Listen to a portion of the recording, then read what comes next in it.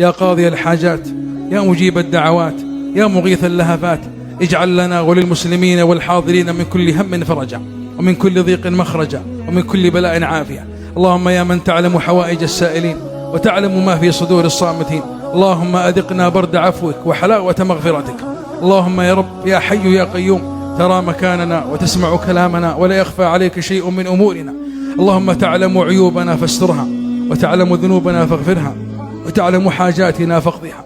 اللهم يا حي يا قيوم، اللهم يا حي يا قيوم، اللهم يا حي يا قيوم، نسألك حياة طيبة ونفسا مطمئنة تؤمن بلقائك وترضى بقضائك وتقنع بعطائك.